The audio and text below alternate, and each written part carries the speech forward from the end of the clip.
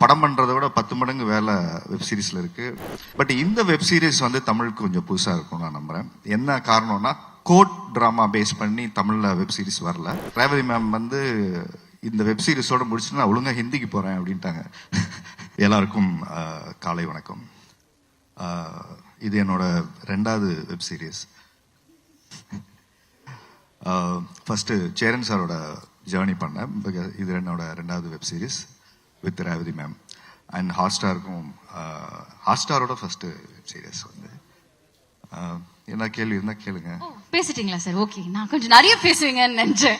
Okay, இது நீங்க நிறைய கேள்வி வச்சிருக்கேன்டாங்க. அப்ப நான் நிறைய பேசிட்டா டைம் வேஸ்ட் பண்ணுவேன். நிறைய பேர் பேசணும் சார். நீங்க பேசலாம் சார். நீங்க பேசுறது எவ்வளவு அருமையா இருக்குன்னா நாங்க கேட்டுட்டே இருக்கோம். இல்ல, நான் ஒரு நாள் கூட பேசுவேன். பட் அவங்களுக்கு எல்லாம் அடுத்தடுத்து வேலை இருக்கு. அதனால நீங்க கேள்வி கேட்டீங்கன்னா நான் பதில் சொல்லுவேன். சரி, ஓகே, டன். நீங்க சொன்ன மாதிரி இது உங்களோட 2nd வெப் சீரிஸ். ஆனா ஹாட்ஸ்டார் கூட ஃபர்ஸ்ட் வெப் சீரிஸ். நீங்க படங்கள் பண்றதுக்கும் வெப் சீரிஸ் பண்றதுக்கும் ஒரு ஆக்டரா, ஒரு நடிகரா வந்து என்ன டிஃபரன்ஸ் பாக்குறீங்க? நேத்து இன்டர்வியூல கூட என்கிட்ட ஒருத்தர் கேட்டாரு, நீங்க வெப் சீரிஸ் பண்றது சேஃபான ஜோன் நினைச்சு எல்லாரும் வெப் சீரிஸ் பண்றீங்களா அப்படின்னு சொல்லிட்டு. படம்னா நீங்க தியேட்டருக்கு போகணும், ஆடியன்ஸை ஃபேஸ் பண்ணணும், கலெக்ஷன் என்ன, மக்கள் வந்து அதை செலிப்ரேட் பண்றாங்களா, ஆர் ஹிட் ஆர் ஃபிளாப், அந்த மாதிரி ரிஸ்க் வந்து உங்களுக்கு வெப் சீரிஸ்ல இல்லையே. எல்லாரும் வீட்டில் ஸ்ட்ரீம் ஆகிடும், பார்த்துருவாங்க அப்படின்னு. இல்லைங்க, தியேட்டர்லையாவது ரிசல்ட் தெரிஞ்சிடும், கலெக்ஷன் என்ன, அன்னைக்கு ஈவினிங்கே ரிசல்ட் தெரிஞ்சிடும். வெப் சீரிஸ் ரிசல்ட் தெரியறதுக்கு ஒரு 3 மாதம் ஆகும்னு நினைக்கிறேன். அது ஸ்ட்ரீமிங் ஆகி எவ்வளோ பேர் பார்க்குறாங்க, அதுலேயும் நிறைய ரிஸ்க் ஃபேக்டர் இருக்கு. ஃபர்ஸ்ட் அந்த 20 மினிட்ஸ் ஒரு கணக்கு இருக்கு, ஸ்கிப் பண்ணாமல் நீங்கள் பார்க்கணும். அப்படி இல்லைன்னா அதுவுமே வந்து இன்னைக்கு டிஆர்பி ரேட்டிங்ல அது ஒரு பெரிய டாஸ்க். ஸோ அந்த 45 மினிட்ஸ் யாரெல்லாம் வந்து எவ்ரி எபிசோட் முடிஞ்ச உடனே நெக்ஸ்ட் நீங்க பார்க்கணுங்கிற அந்த டெம்டேஷனை அதை ஹோல்ட் பண்ணணும். It's very toughest job. ஏன்னா படம்னா ஒரு கதை, அதுக்கு ஒரு இன்டர்வல் பிளாக், அதுக்கு ஒரு ப்ரீ கிளைமேக்ஸ், ஒரு கிளைமேக்ஸ். பட் இது எவ்ரி எபிசோட் வந்து ஒரு ஓப்பனிங் இருக்கணும், அதுக்கப்புறம் ஒரு இன்ட்ரெஸ்டிங் பார்ட் ஆஃப் ஒரு கிளைமேக்ஸ் மாதிரி முடிச்சு திரும்ப அந்த கிளைமேக்ஸ்க்கு அடுத்து என்னன்னு திரும்ப அங்கே ஒரு ஓப்பனிங் கொடுக்கணும். இட்ஸ் வெரி டஃபஸ்ட் ஜாப் ஆக்சுவலா.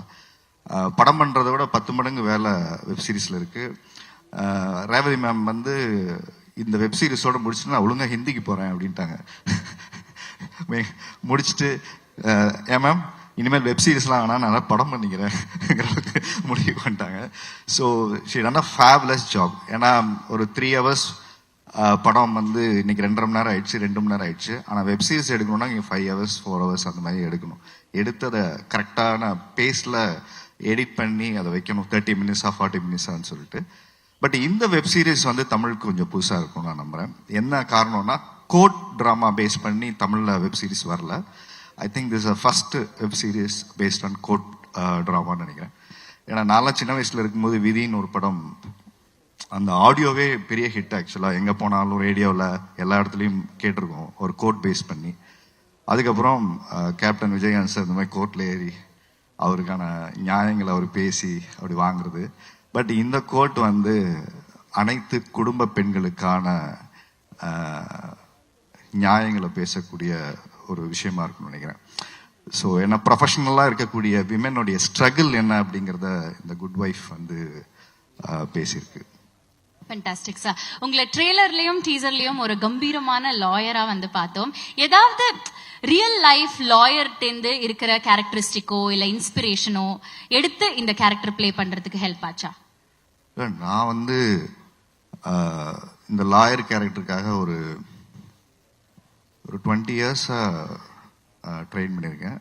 இந்த வெப் சீரிஸ் ஆரம்பிச்ச உடனே பல லா ஃபேமுக்கெல்லாம் மேலே ஏறி இறங்கி எப்படி வந்து லாயர் கோட் போட்டு வாதாடுவாங்க, அந்த மாதிரி பல ரிசர்ச் பண்ணேன்னு போய் எல்லாம் சொல்ல விரும்பல. எதுவுமே பண்ணல. ஏன்னா எங்கள் வீட்டில் ஒரு லாயர் இருந்தார். So my brother is a lawyer. So his name is Uday Shankar. So அவர் எம்ஏபிஎல் முடிச்சுட்டு எவ்ரிடே அவர் கோர்ட் போவார், அவர் கோர்ட் போடுவார். அவர் வீட்டில் பேசுகிறதே பாயிண்ட் டு பாயிண்ட்டாக பேசுவார். ஸோ நிறைய பேர் நான் பிக் பாஸ்ல இருக்கும்போது பாயிண்ட் டு பாயிண்ட்லாம் எங்கே பிடிச்சின்னு கேட்டிங்கன்னா வீட்டில் அவர் கேள்வி கேட்குறதா உடனே கேட்பாரு. ஸோ அது மாதிரி நிறைய ஃபனி இன்சிடென்ட். எங்கே போயிட்டு வந்தேன்னு கேட்கறது கூட எங்கே போயிட்டு வந்தேன்னு கேட்டால் அதுக்கு மட்டும் பதில் சொல்லு, கதையெல்லாம் சொல்லாதுன்னு.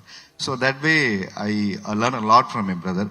So the way the attitude நான் நிறைய இங்கே கேரி பண்ணது இருக்கு இல்லையா, அந்த ஃபார்மா கொஞ்சம் அவரெல்லாம் கொஞ்சம் அப்படி தான் இருப்பார். கிளைண்ட் வந்துட்டாங்கன்னா அவரோட ஃபேஸ் மாறிடும், உட்காந்து ஃபோக்கஸ்டாக அதை கேட்பாரு. ஸோ அவர் பெரிய இன்ஸ்பிரேஷன் என்னோட பிரதர் வந்து. அதுக்கப்புறம் என்னோட ஃப்ரெண்ட்ஸ் 2-3 பேர்கிட்ட ஃபோன் பண்ணி கொஞ்சம் டிப்ஸ் கேட்டுக்கிட்டேன், அவ்வளோதான்.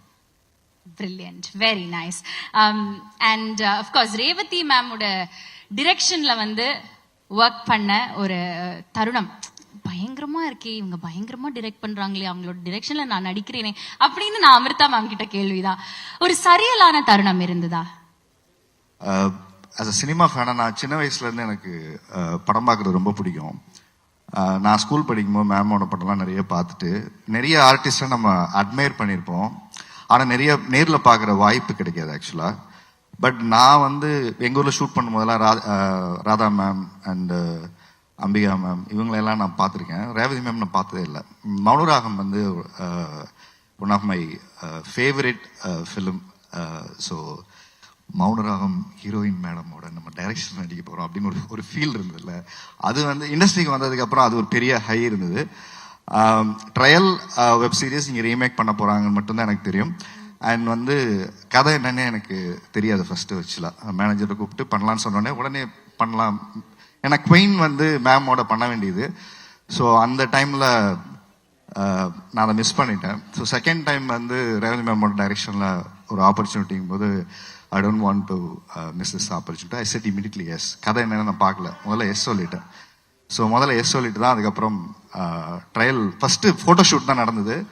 ஃபோட்டோஷூட் பண்ணும்போது எனக்கு ஐ ஹேவ் நோ க்ளூ என்ன நடக்க போகுது, என்னென்ன மேம் இருக்காங்க போய் பார்க்க போகிறோம், அவங்கள பார்க்குற மன்னனில் ஒரு ஃபேன் பாய் மூமெண்ட் தான் நான் வந்தேன். ஸோ ஒரு 5 minutes வந்து கேரமில் வந்தாங்க, என்கிட்ட உட்காந்து பேசினாங்க, காஸ்டியூம்ஸு ஹேர் ஸ்டைல்லாம் பார்த்தாங்க. அப்புறம் நான் ரெடியாகி வந்துருங்க அங்கே பேசலாம் அப்படின்னு சொன்னாங்க. கதையெல்லாம் உங்களுக்கு தெரியுமான்னு கேட்டாங்க. நான் ஒன்றுமே சொல்ல, தலையாடி எஸ்ன்னு சொல்ல நோன்னு சொல்ல, மேம் மட்டும் அட்மையர் பண்ணிகிட்டே இருந்தேன். அவங்க பேசுகிற அந்த 5 minutes லிசன் பண்ணிட்டு நேராக செட்டுக்குள்ளே போயிட்டோம். ஹேர் ஸ்டைல் பார்த்தாங்க, இதெல்லாம் நல்லா இல்லை, பிரியாவோட இதுக்கு இது செட் ஆகாது, இந்த மாதிரி ஹேர் ஸ்டைல் இப்போ வச்சிருக்கமே வச்சிருந்தேன், இதெல்லாம் கொஞ்சம் சைடெல்லாம் சீவி ரெடி பண்ணிட்டு அவர் வாங்க அப்படின்னு சொன்னாங்க. ஷர்ட்லாம் கொஞ்சம் சேஞ்ச் பண்ணிட்டு அந்த ஃபர்ஸ்ட் லுக்கு வந்து மேம் தான் செட் பண்ணாங்க. ஸோ தட் வே அதுக்கப்புறம் தான் நான் போய் ட்ரையல் பார்த்துட்டு என்ன ரோல் அப்படிங்கிறதெல்லாம் அதுக்கப்புறமா தெரிஞ்சு ஸ்கிரிப்ட் படிச்சுப்பாங்க. Fantastic. இப்போ one last question before we let you off. Your definition, actor, husband Ari's definition of a good wife என்னவா இருக்கும்? குட் வைஃப் ரொம்ப பொலிட்டிக்கலான வீடு. நான் எல்லா இன்டர்வியூலும் நான் தான் சொல்லிக்கிட்டே இருக்கேன். யாரெல்லாம் கல்யாணம் ஆகிட்டு அவங்க ஒய்ஃப் உங்களை விட்டு போகலையோ அவங்க எல்லாம் குட் ஒய்ஃப். அதனால நம்மெல்லாம் குட் ஹஸ்பண்ட் கிடையாது. அதை நம்ம ரொம்ப நியாயமாக ஒத்துக்கணும். ஏன்னா ஒவ்வொரு ஒய்ஃபோட டாலரன்ஸ் லெவல் ஒன்று இருக்கு இல்லையா. ஸோ நம்ம ஊரில் குட் ஒய்ஃப் அப்படின்னா என்ன சொல்லி வச்சிருக்கோம்னா, ஆண்கள் செய்கிற அத்தனை சேட்டைகளையும் அத்தனை தவறுகளையும் அத்தனை என்ன சொல்றது நியாயமில்லாத விஷயங்களையும் பொறுத்து கொண்டு வாழ்கிற அனைத்து பெண்களுமே குட் ஒய்ஃப்னு ஒரு போர்ட்ரேல் இருக்கு. That is not right. So அதை குவஸ்டின் பண்றது தான் இந்த குட் ஒய்ஃபோட டைட்டில். ஸோ எல்லா ஆண்களுமே ஒரு இடத்துல குட் ஒய்ஃபா தான் ஒய்ஃப் இருக்கணும்னு விரும்புறதுக்கு காரணம், நாம சுதந்திரமா நாம நினைச்ச வாழ்க்கைய ஒரு ஆண் வாழணுங்கிற அந்த மேல் சாவனிசமான ஒரு ஆட்டிடியூட் இருக்கு இல்லையா, அதை குவஸ்டின் பண்றதுதான் இந்த டைட்டில் அந்த வெப் சீரியஸ். ஏன்னா ஒரு பொண்ணோட நியாயமான விஷயங்கள் என்ன குட் ஒய்ஃப்னா என்னன்னு நிறைய கேள்வி இருக்கு. ஆண் செய்யறதுக்கெல்லாம் ஓகே சொல்றது குட் ஒய்ஃபா, குழந்தைய நல்லா பார்த்துக்கிட்டா குட் ஒய்ஃபா, இல்லை ஹஸ்பண்ட் வேலைக்கு போவானான்னு சொல்லிட்டு போனா குட் ஒய்ஃபா, இப்படி நிறைய நமக்குள்ள ஒரு கொஸ்டின்ஸ் இருக்கு இல்லையா. நிறைய நமக்குள்ள ஒரு ஐடியா இருக்கு, சோஷியல் ப்ரெஷர் இருக்கு. ஸோ இது எல்லாத்தையுமே ஒரு இடத்துல கொஸ்டின் பண்றது தான் குட் ஒய்ஃப் நினைக்கிறேன். சோஷியல் ப்ரெஷர் கொடுக்கறதுல இருந்து மீண்டு அதுல இருந்து ஜெயிச்சு வந்தா குட் ஒய்ஃப். அப்படி நிறைய கொஸ்டின்ஸ் இருக்கு. இதோட இன்டர்பிரிட்டேஷன் பாத்தீங்கன்னா வேற வேற டெஃபினேஷன் இருக்கு. பட் இங்க ரொம்ப காலமா நம்ம சமூகத்தை ஏமாத்தி வச்சிருக்கிறது வந்து குட் ஒய்ஃப் அப்படின்னா பெண்கள் வந்து ஆண்கள் செய்யற அனைத்து விஷயங்களுக்கும் ஓகே சொல்றவங்க தான் குட் ஒய்ஃப் அப்படின்னு ஒரு இன்டர்பிரிட்டேஷன் இருக்கு. ஆனா அந்த இன்டர்பிரிட்டேஷனை வந்து வெப் சீரிஸ் பார்த்ததுக்கு அப்புறமா அது மாறும் நீங்க நம்புறீங்களா? பெர்செப்ஷன் மாறும் நினைக்கிறேன். எஸ். நான் இங்க பெண்களே பாத்தீங்கன்னா நம்ம ஊர்ல குலசாமிய வச்சு கும்பிட்டுட்டு இருப்போம். ஆனா வீட்டுல அதே குலசாமி சொல்றதை நமக்கு எதையும் கேட்க மாட்டோம், நம்ம சொல்றதை அவங்க கேட்கணும்னு நினைப்போம். ஸோ அதுதான் இங்க பெரிய அரசியல். ஸோ வயலன்ஸ் அட் ஹோம் அப்படின்னு சொல்லுவாங்க இல்லையா, ஆண்கள் பெண்கள் மீது தொடுக்கப்படுகிற மிகப்பெரிய வயலன்ஸ் இருக்கு இல்லையா, அதோட ஒரு வெர்ஷன் ஆஃப் இதுதான் மேம் வந்து இதில் காமிச்சிருக்காங்க. இது adaptation, it is not copy கேட்டாக பண்ணல. ஸோ நம்ம ஊருக்கு தகுந்த மாதிரியான நிறைய விஷயங்களை ஸ்பைஸ் அப் பண்ணி ஆட் பண்ணி ஒரு எமோஷனல் கனெக்டோட பண்ணியிருக்கோம். எனக்கும் ஃபர்ஸ்ட் டைம் லாயராக இது நான் பண்ணியிருக்கேன். ஸோ ஹரி தீபக் அப்படிங்கிற ஒரு கேரக்டர்ஸ் வந்து தரணிகாவோட வாழ்க்கையிலேருந்து என்ன மாதிரியான ஒரு பாயிண்ட் ஆஃப் வியூவில் தரணிகாவை பார்க்குறான். ஸோ தட் வே என்னோட கேரக்டர் அப்படி ட்ராவல் ஆகுது. I don't want to reveal more suspenses. Brilliant. It's been pleasure talking with you, sir. ரொம்ப நன்றி, வாழ்த்துக்கள், and we look forward to seeing the web series tomorrow and enjoying your performance. Thank you all the press, and வழக்கம் போல எல்லா நல்ல web சீரிஸ்க்கும் நீங்க கொடுக்குற சப்போர்ட்டை இந்த வெப் சீரிஸ் கொடுங்க. So before I just wind up, I thanks to my each and every one of my artist and Manjay and Sivana and Sammar sir. So all the coartist, ஏன்னா கோஆர்டிஸ்ட்டை வந்து ஒரு சப்போர்ட் இல்லைன்னா நம்மளால கான்ஃபிடென்ட்டாக பெர்ஃபார்ம் பண்ண முடியாது. And Priya, she is always talk to us, and ரொம்ப கம்ஃபர்டபுளாக இருந்தது எல்லாரோடையும் ஒர்க் பண்ணுறது. எனக்கு ரொம்ப ஹாப்பி மேமோட டைரக்ஷனில் ஒர்க் பண்ணது. So thank you so much for this opportunity ma'am. ஹிந்தியில் அடுத்த படம் பண்ணுறீங்க, ஏதாவது எங்களுக்கு எழுதுங்க. தேங்க்யூ.